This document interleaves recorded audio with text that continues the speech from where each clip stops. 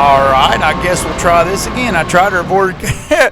There's John. I call him Crazy John. He just, and he's not crazy, he's just a blast. John is. What we're doing today is, we've been logging, and now we saw at the mill 3 days a week. And Thursday and Friday we clean the mill and run pallet wood. That's how our operation works. This here is the pallet room. And what is going on is Poncho had to go take a surgery. And Poncho works in the middle normally. And he had to go take a pretty serious surgery, which it turned out fine. Just so y'all know, it turned out good. Poncho, it turned out great. But he had to take off, I think, 3 weeks. And me and little Mikey, we've been covering for him. Well, Mikey's been pulling the load. And I told Mikey, I said, I can get out of the woods today. Let me take your place today. So today, Mikey's up doing his maintenance up in the mill, and I'm working in pallet. Well, I can't work in pallet without tormenting everybody. So I wanted to take my camera around and get all the wonderful people in pallet stock on camera, whether they liked it or not. And I'm saying this because John is camera shy. He was blushing this whole time. And I come back over, he's all red-faced. And, but what John's doing, Pat is feeding John. Pat's on the end. And Pat's a real good sawmiller. He's a real good dude. Been in this industry his whole career and just done it all. And John, he started with our company. He went and did a stint somewhere else for a while, but he's been working at our company for a long time. And he is one of the... He's going, pay me. He said, give me a little bit of money for this. I'm sorry, John, but the logger weight account's pretty dry.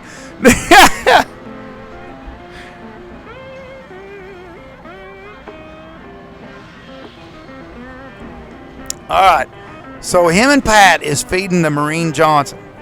Now, the Marine Johnson is a gang rip saw, and it's kind of not really designed for this. It does okay. It's a good company, good saw, just not designed for what we're doing. It's not designed for this big, thick stuff that we're putting through it. It's kind of slow when you're doing that, and kind of built a little chintzy with a lot of small parts for this type of application. It's more for dried 4/4 and 3/4 style lumber. You know, it is for furniture stuff and stuff like that. That's what it's designed for. Now, it can run at pretty good speed. It's got a pretty fast feed speed on it if it's running its stuff. But we got the feed speed slowed down on this saw to where it can handle this thick stuff. And so what we're doing, we're on the end here, and this is Ariel. Ariel's in the dark jacket, and Hartwick is the big guy behind Ariel in the gray hoodie there. That's Roger's son.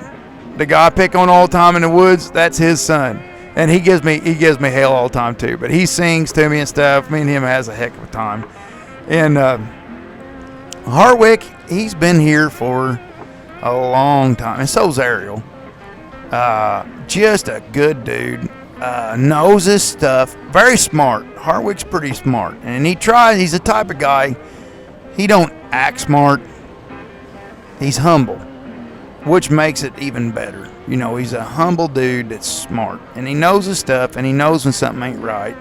And I lean on him a lot because he can handle stress real good, and and he sees the big picture. So that's kind of Hartwick in a nutshell. Now Ariel's been here forever. He's done all the jobs. He can do the feed this Wood-Mizer like Hartwick's doing. He can run the Marine Johnson. He can feed the Wood-Mizer, work on the end. I don't know that he does the middle ever. The job I'm doing, you'll see in a minute. But he can do almost all the other stuff. He's just a good one. It's been here a long time. He can do it. And great attitude. Ariel's got a great attitude. And he can handle stress real well. He don't get excited. I've never seen Ariel get excited, I don't believe.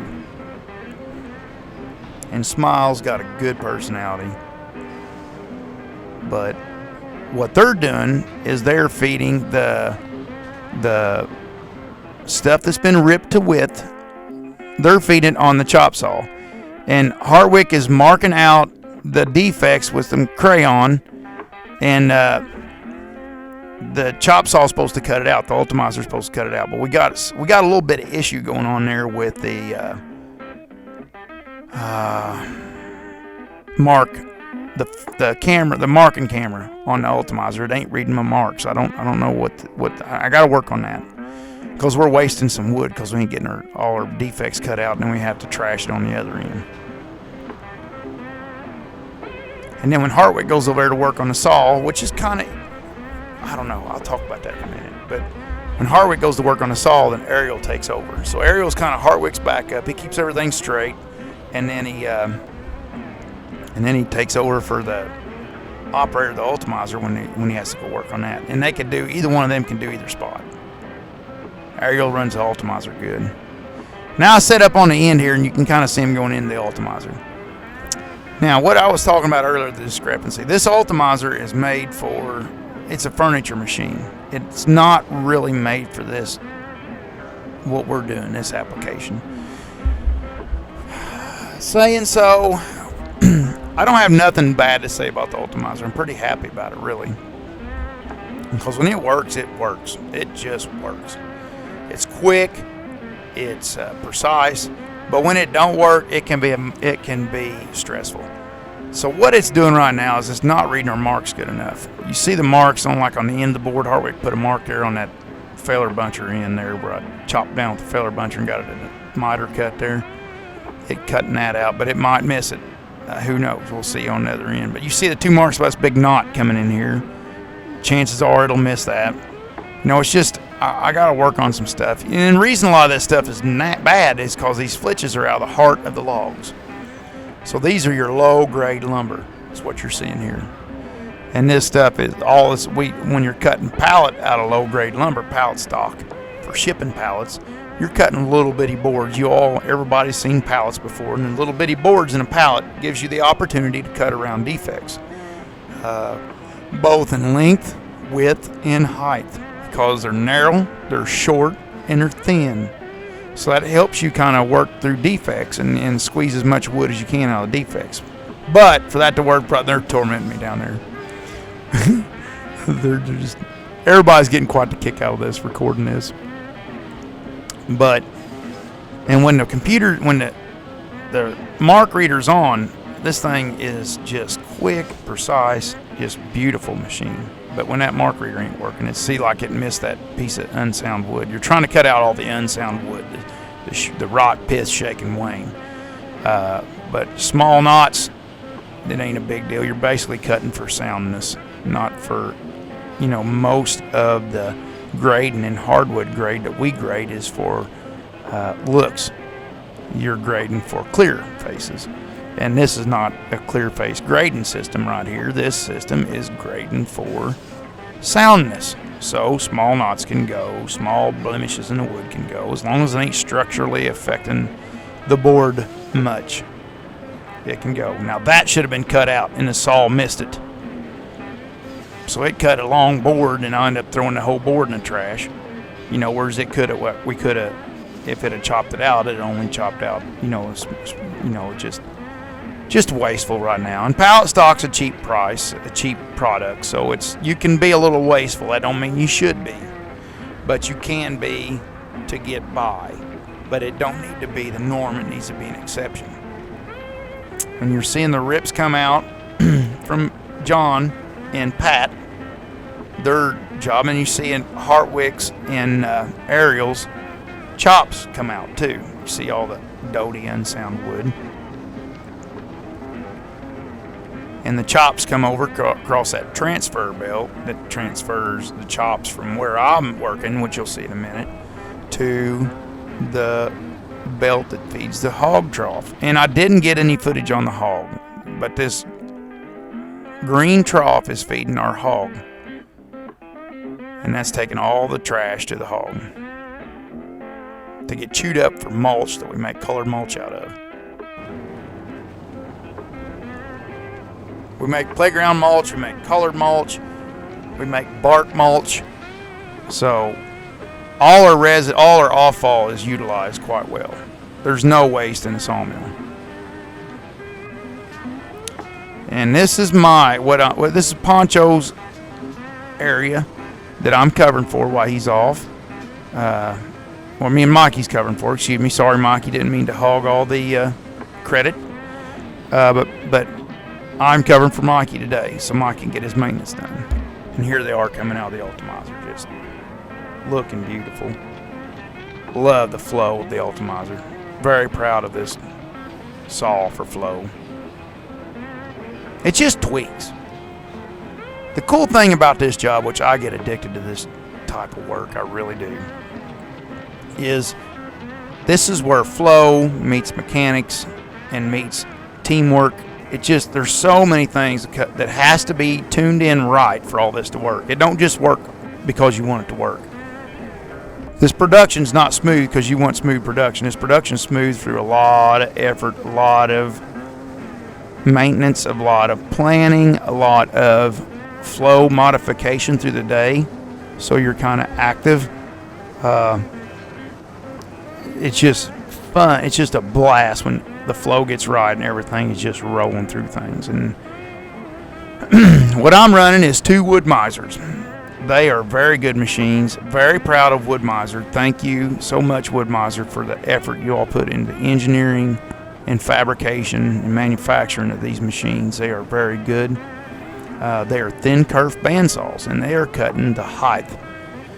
The saw at the bottom of the screen, taking in majority of the wood at this point right now, is set at 15/16. It's cutting pallets for, I believe, Alcoa to ship like truck rims and stuff on. So they're pretty thick. They're 15/16 thickness. So it takes pretty heavy duty wood to ship semi wheels and stuff like that on. So, but the saw that I'm leaning against there, that saw is set at 5/8. That's taking pallets making pallets going for other uses. And your different widths and lengths and stuff all has to be sorted. There's 30s, 30, I believe 30s, 32s, 36s, 40s, 42, 48s. And then there's 8-inch wide, 6-inch wide, 4-inch wide.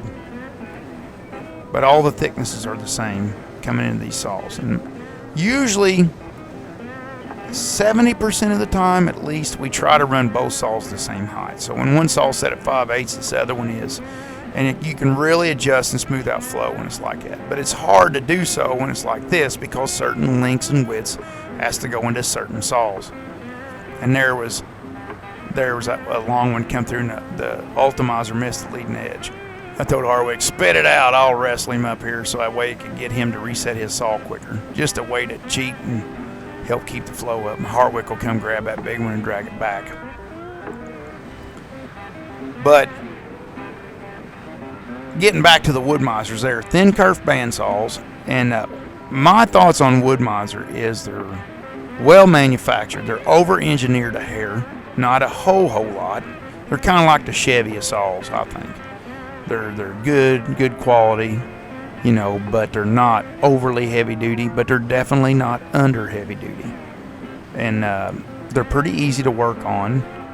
And if they're taken care of properly and the maintenance kept up on them properly, they're pretty daggone productive. I really like them. I really do. Really am proud of them. Now, here's a situation we get. I don't like this situation, but here's a situation you get when you're running 2 saws at a different height.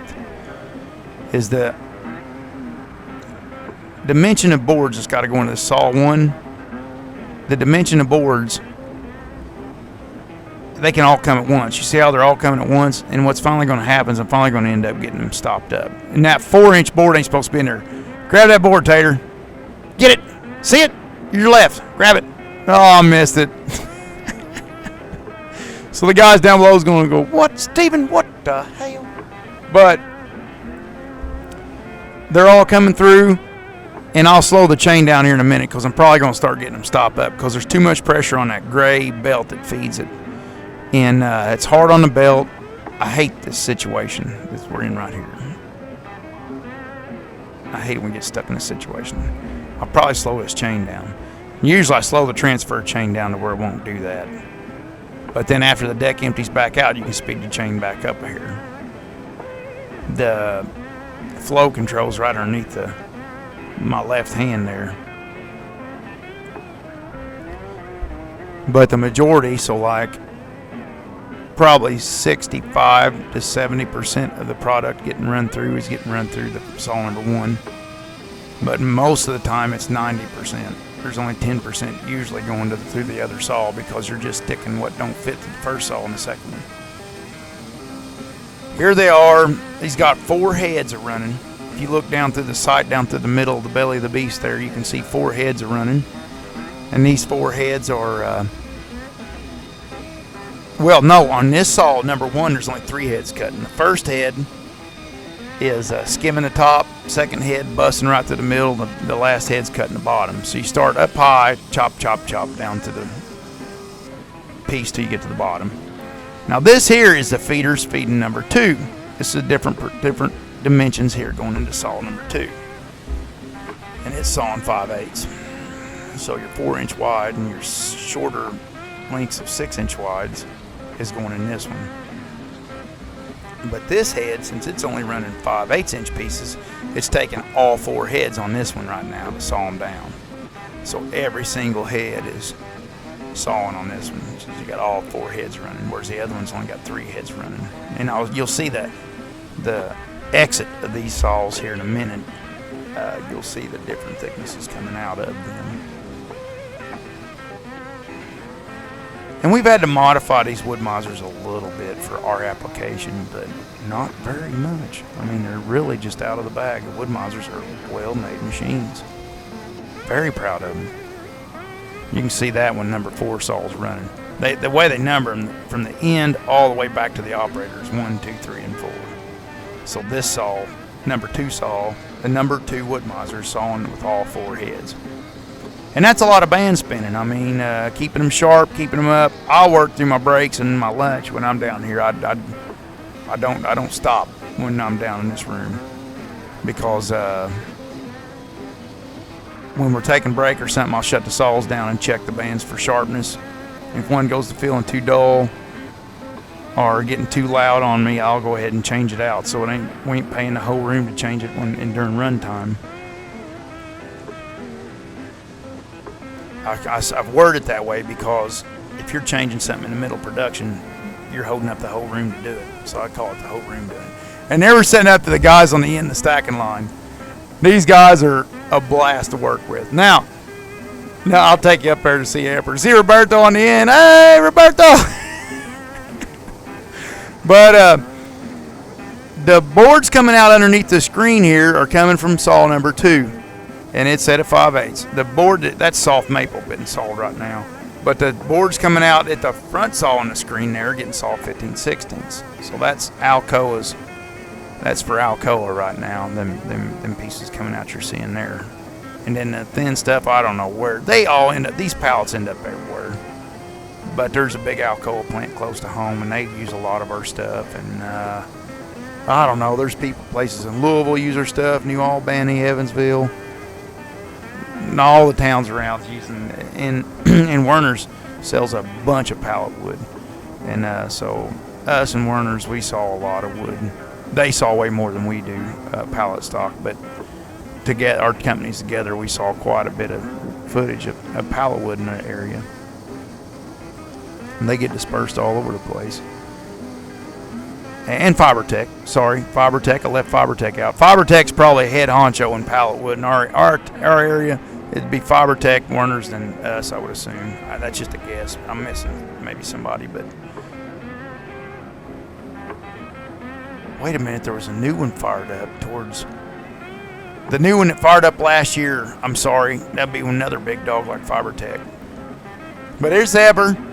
The guy in the red shirt's Eber, and that's Cliver over there, and I forget his little buddy. I'm sorry, daggone it, I got a mental block. But them two are hams. Cliver, I pick on him constantly. And there's Eber looking up. He's like, "What is going on up here?" He's a good dude. I call him Chiquita Guapo. Everybody's cold right now, so everybody's all bundled up. But in the summertime, Eber's a good-looking dude. There's Roberto on the end. Roberto, I loved it. Roberto! And then the big fuzzy-headed guy, that's Mikey. That's Big Mike. We got 2 Mikes. We got Little Mike and Big Mike. And Big Mike, he's kind of quality control. He's not the fastest worker in the world, and he'll tell you, he said, "I ain't going to run around like a chicken with my head cut off." But Mikey's heart is huge. And Mikey and my wife, I'm telling you, they are just alike. They are particular and meticulous. And Big Mike's going to get everything right. So we kind of utilize him for quality control. He likes the job, and the job likes him. Let's see if I get Roberto on the end. I missed him, Cliver. Where's he at? Oh, hang on. There he is. There he is. Cliver's going to look at. Hey, Roberto! Oh, love it. Hope you all like this. Later on.